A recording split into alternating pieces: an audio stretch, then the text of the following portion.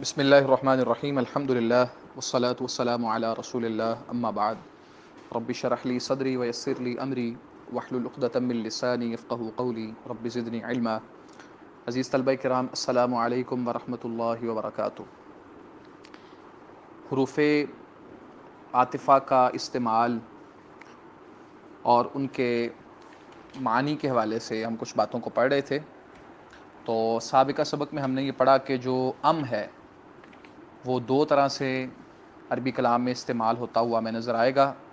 Number ایک، جب وہ متصلہ ہو، اور نمبر دو، جب وہ منقطع ہو۔ متصلہ سے مراد اس کا ما بعد ما قبل کے حکم میں شریک ہو، اور منقطع سے مراد ما بعد سے نیا جملہ شروع ہو رہا ہو، ما بعد کا تعلق حکم کے اعتبار سے ما قبل کے ساتھ نہ ہو۔ ترکیب میں گو کہ ہم جملہ معطوفہ بنا لیں، لیکن حکم کے اعتبار سے یا معنی کے اعتبار سے ما بعد کا ما قبل کے ساتھ کوئی تعلق نہ ہو۔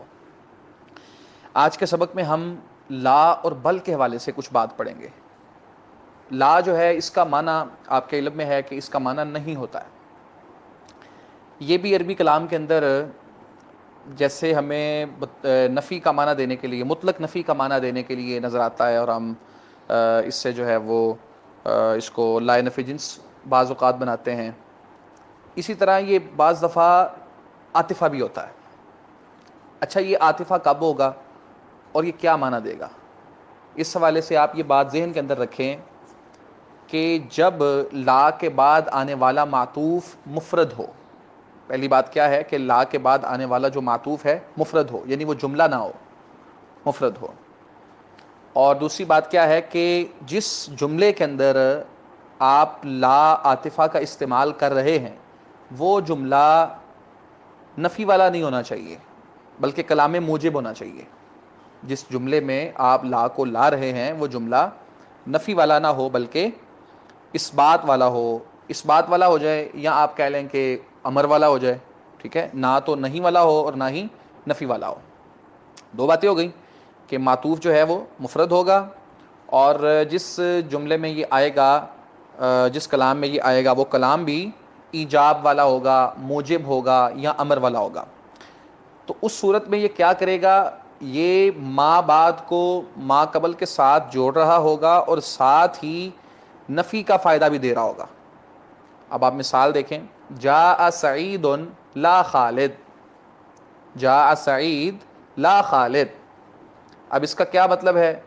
یہاں پہ معطوف مفرد ہے، جملہ نہیں ہے، اور جس کلام میں لا آیا ہوا ہے وہ کلام بھی موجب ہے، غیر موجب نہیں، یعنی اس کے اندر نفی نہیں، استفہام نہیں آیا۔ اور اب کیا کیا؟ لا نے آ کر نفی کا فائدہ دیا ہے عطف کے ساتھ ساتھ۔ یعنی نفی کا فائدے کا مطلب کیا ہے؟ ما قبل کے لیے حکم کو ثابت کر دیا اور ما بعد سے حکم کی نفی کر دی۔ یعنی سعید آیا، خالد نہیں، مطلب سعید کے لیے آنے کا حکم ثابت ہو گیا اور خالد کے لیے آنے کے حکم کی نفی ہو گئی۔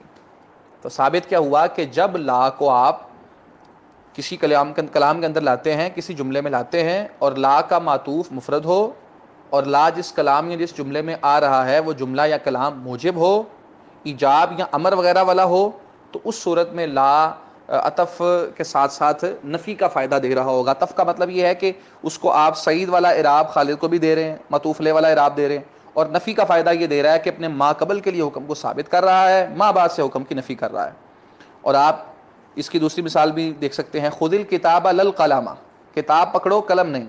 اب یہ کلام کون سا ہے؟ ایجاب والا ہے، امر اس کے اندر پایا جا رہا ہے، اور جو معطوف ہے وہ مفرد ہے، جملہ نہیں ہے۔ تو اس صورت میں لا نے آ کر ما قبل والا اعراب ما بعد کو دے دیا، اور ساتھ ہی ساتھ میں ما قبل کے لیے حکم ثابت کر دیا پکڑنے والا، اور ما بعد کے لیے پکڑنے والے حکم کی نفی کر دی۔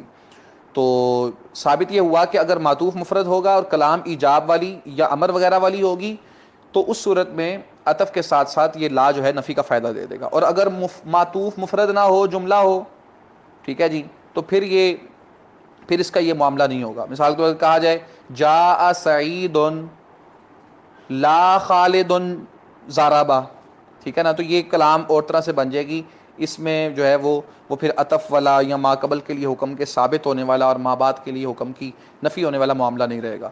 اور اسی طرح اگر کلام جو ہے وہ نفی والی ہو تو پھر بھی اس صورت کے اندر بھی یہ جو ہے نا وہ یہاں پہ وہ عطف والا فائدہ اور ما قبل کے لیے حکم کو ثابت کرنا اور ما بعد کے لیے نفی کرنا وہ معاملہ یہاں پہ نہیں رہے گا.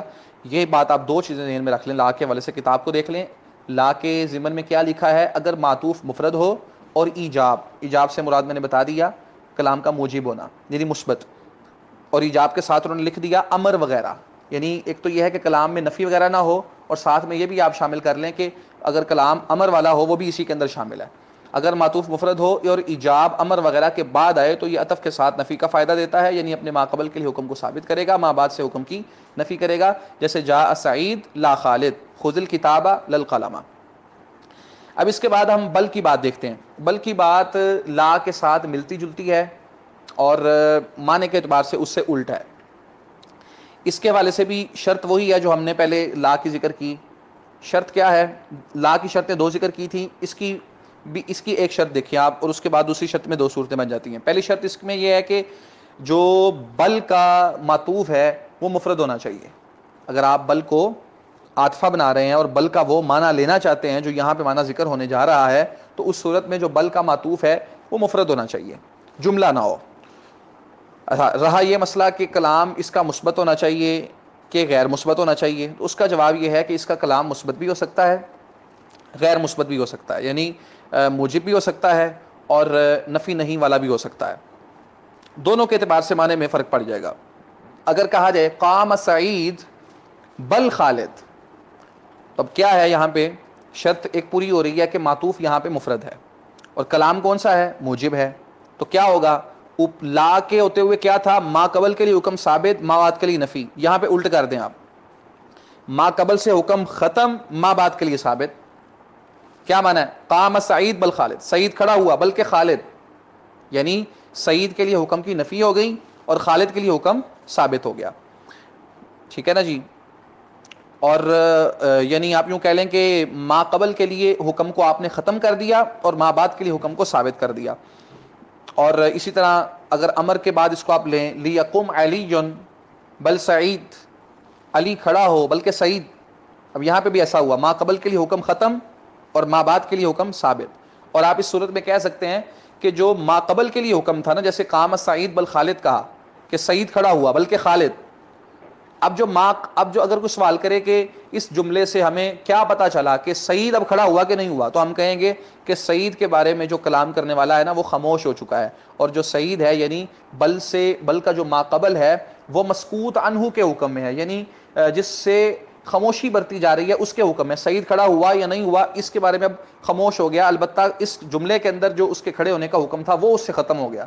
اب وہ کھڑا ہوا کہ نہیں ہوا اس سے جو کلام کرنے والا ہے وہ ساکت ہے اور حکم ما بعد کے لیے ثابت ہے. ٹھیک ہے جی. یعنی اگر کلام مثبت ہوگا یا امر وغیرہ کے بعد بل واقع ہو رہا ہے تو ما قبل سے حکم ختم ہو جائے گا یا ما قبل سے حکم ساکت ہو جائے گا اور ما بعد کے لیے وہ ثابت ہو جائے گا. اور اگر کلام وہ مثبت نہیں ہے, نفی والا ہے یا نہیں کے بعد آ رہا ہے, تو پھر معاملہ اس کے برعکس ہو جائے گا. پھر معاملہ کیا ہو جائے گا؟ وہ لا والا معاملہ ہو جائے گا کہ حکم ما قبل کے لیے اس صورت میں اپنے ما قبل کے لیے نفی یا نہیں اور ما بعد کے لیے پہلے کے برعکس حکم ثابت ہو جائے گا. مثال اس کی آپ دیکھ لیں, اور پہلے اس سے کتاب کو آپ دیکھ لیں. بل کے والے سے لکھتے ہیں کہ اس کے ساتھ عطف اس شرط کے ساتھ درست ہے کہ اس کا جو معطوف ہے وہ مفرد ہو, جملہ نہ ہو. وہی بات لا والی. اگلی بات, اگر یہ کلام مثبت ہو یا امر کے بعد واقع ہو تو ما قبل سے حکم کو ختم کر کے ما بعد کے لیے ثابت کر دیتا ہے, جیسے قام سعید بل خالد لیقم علی بل سعید. اس صورت میں ما قبل کلام مسکوت عنہ کے حکم میں ہو جاتا ہے, یعنی جو قام سعید تھا اب اس سے بندہ خاموش ہو گیا ہے. سعید کے لیے حکم ساکت ہے, ساکت سے مراد خاموشی والا ہے, وہ کھڑا ہوا کہ نہیں ہوا اس سے خاموشی برتی جا رہی ہے, اور خالد کے لیے حکم کو ثابت کیا جا رہا ہے. اور دوسری صورت یہ ہے کہ اگر نفی یا نہیں کے بعد بل آ رہا ہے تو نفی یا نہیں کے بعد آنے والا جو بل ہے وہ استدراک کے لیے آئے گا اور لاکنہ کے قائم مقام ہوگا. استدراک کے لیے آنے کا مطلب آپ سمجھتے ہی ہیں کہ ایک چیز کا جو ہے نا وہ جو ہے وہ علم ہو جانا اور ایک چیز کا پا لینا. ٹھیک ہے جی. اس صورت میں اپنے ماقبل کے لیے نفی یا نہیں اور ما بعد کے لیے پہلے کے برعکس حکم کو ثابت کرے گا. اب دیکھیں مثال دیکھیں اس کی، ایک مثال لیتے ہیں اس کی. ما قام سعید بل خلیل. ما قام سعید بل خلیل، الٹ کام ہو گیا نا. سعید کھڑا نہیں ہوا بلکہ خلیل.